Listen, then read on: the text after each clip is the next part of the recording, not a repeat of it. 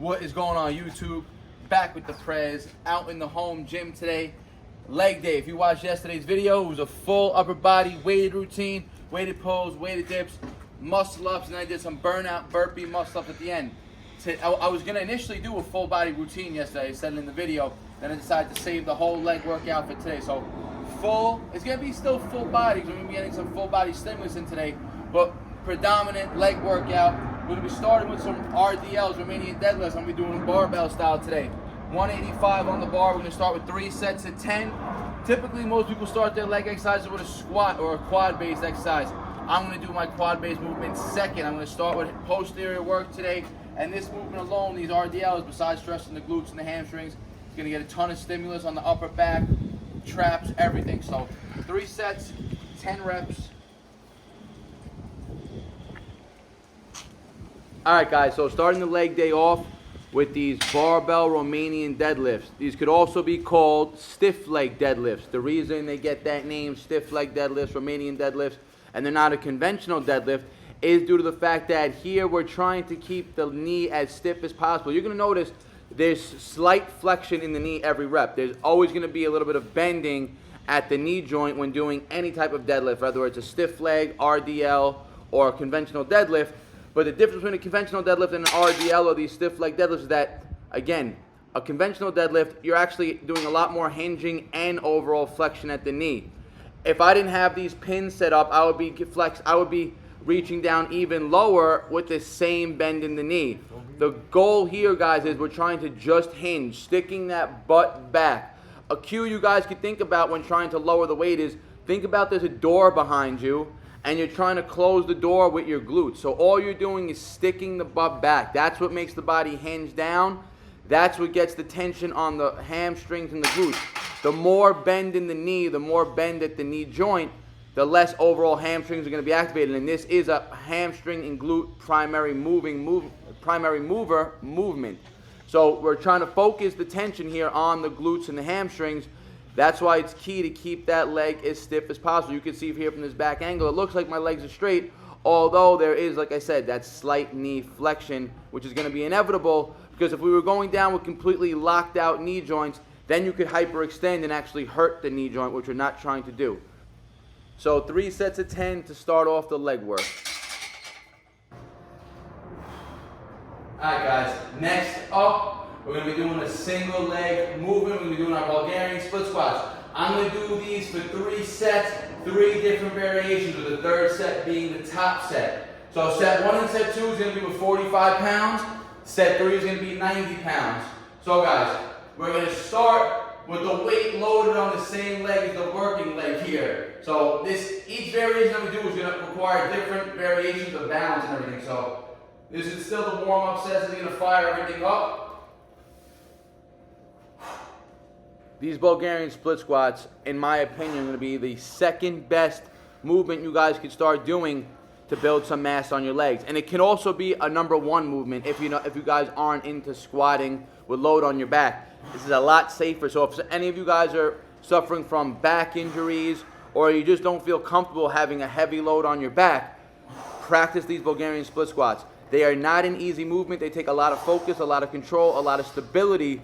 But you can build up each leg individually to be very strong and build a lot of muscle in it. Again, it's very simple to progressively overload. Start with 1 weight, work up to 3 sets of 10 with 40 pounds in each hand, then move up to 45 pounds in each hand, 3 sets of 10. Very simple way to progressively overload this movement, guys. You guys can do pause reps on here.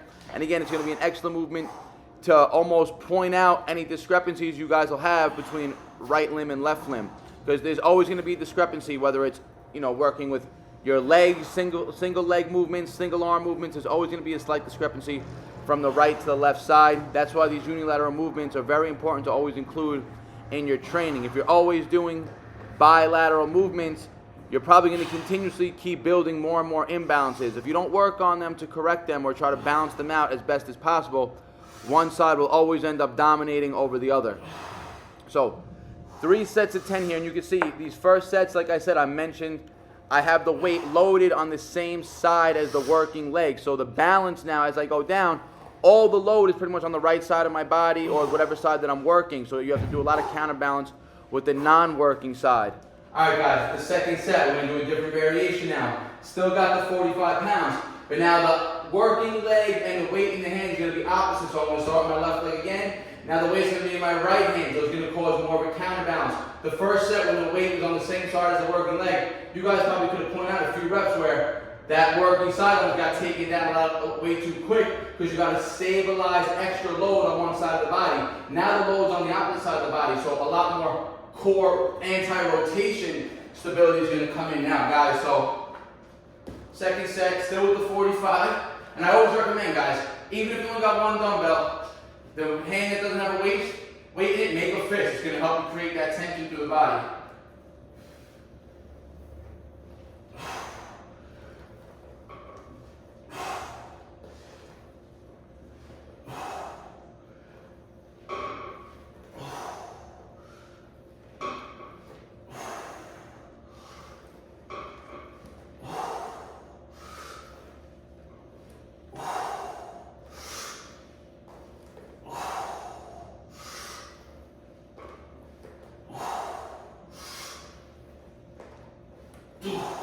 Ten and 10 again, guys. We got a crazy pump in the quads already, just from that first and that half a second set right now. Let's go. Fist in the right hand, help stabilize the body. Control.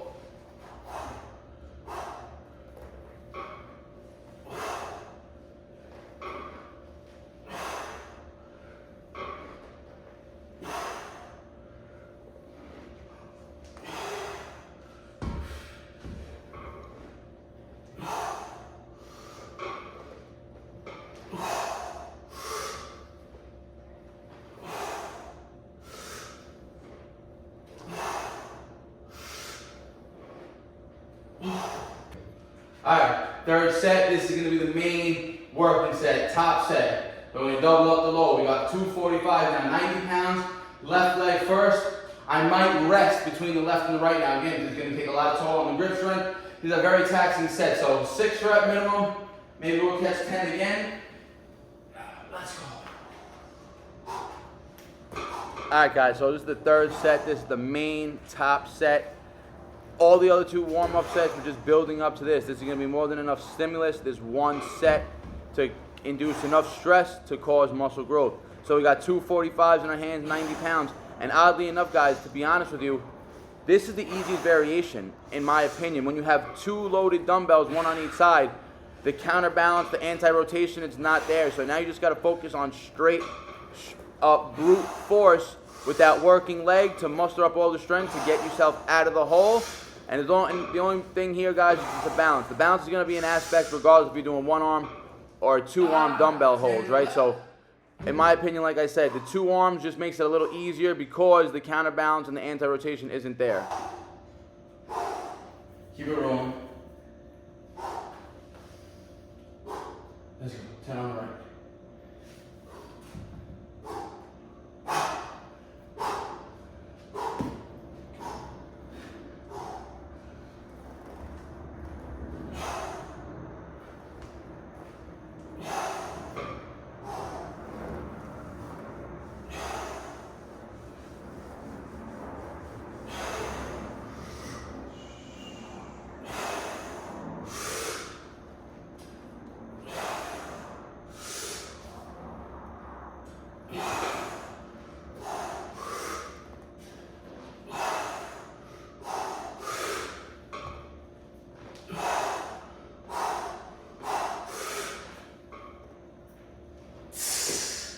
Alright guys, next movement in the arsenal, just 2 sets of this also. This is going to be an explosive movement, a lot of power output going to be needed. Not the best move to do later in the session, but I know I can get this work done. It's going to be low volume, just 2 sets of 3. 2 sets of 3 each leg.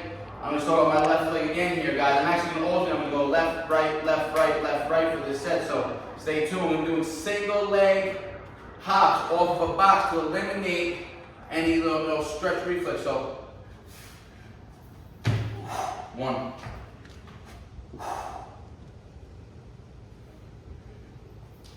2, 6 toes, 3 and 3. 3 counts.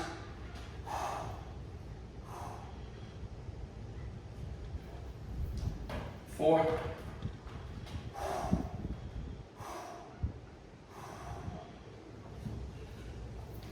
5, let's go. Last two, best two of the set.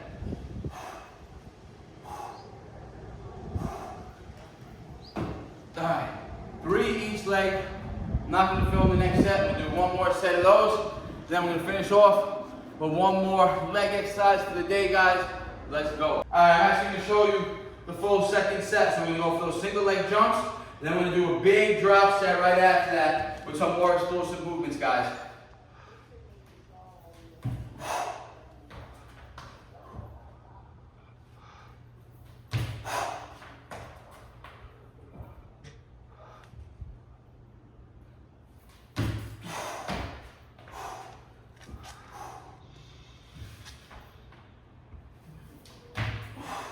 Legs are definitely feeling it. Quads are feeling it.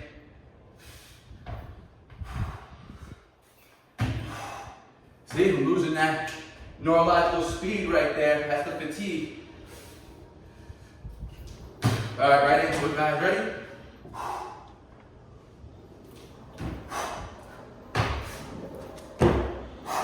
One.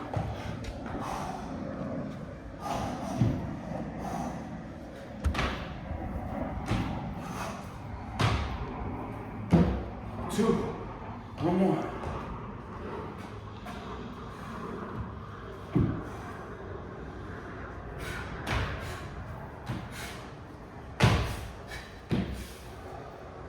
'Alright, guys. We'll move on to some calf work to finish off the legs. Let's go. Alright, guys. Last exercise of the day. We're going to be doing single leg, toe elevated calf raises. I got a 50-pound dumbbell. Remember, I've been saying this for months now, since I've been doing these, probably since the start of this year. The number one exercise, in my opinion, for mass building on your calves, you do not need a lot of volume. We spend so much time on our legs, we can walk, our calves can endure a lot of volume. Stop doing high rep calf sets. Find a weight and find an exercise that's going to force you to fail in that 10 to 15 rep range, and you're going to get crazy stimulus, crazy sore in those calves if you train them correctly. So, and I preach, get yourself a platform so you can elevate the toe, and you can eat, and you can emphasize that loaded stretch with the heel all the way down, stretching that calf, coming into full lockout. Not only is it going to train the calf, it's also going to train the anterior part of your shin as well, the tib, the fib, all that. So let's get to it, guys. So if you're gonna, and we want to find something where we can make sure we maintain balance. We don't want balance to be a limiting factor here. So I'm going to be anchored on the right side. I'm working my right leg first. I'm anchored on the left side. Left hand is stabilizing. Nice stretch. 1, 2, 3, 4, 5, 6.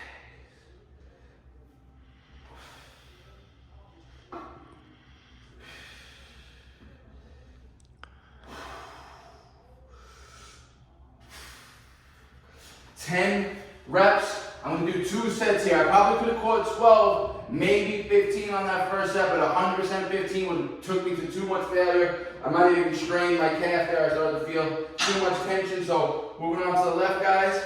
Get that nice loaded stretch. Get that nice squeeze on the top. 1, 2, 3, 4, 5, 6, 7, 8, 9, 10. Alright, guys. I'm going to do one more set. I'm not going to film it.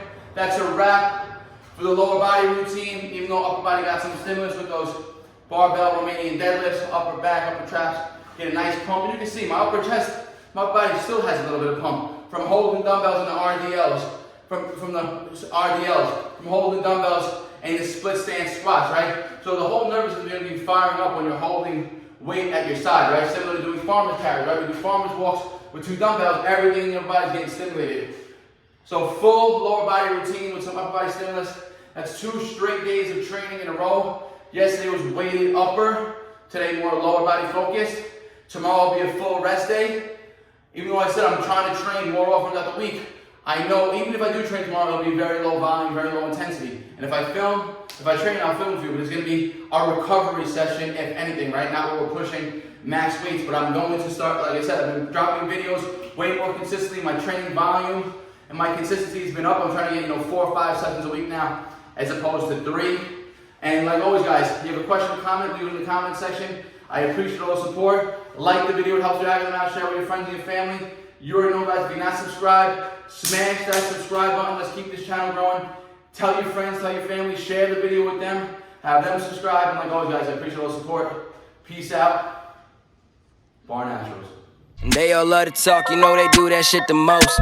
Think you on my level, boy, but you ain't even close.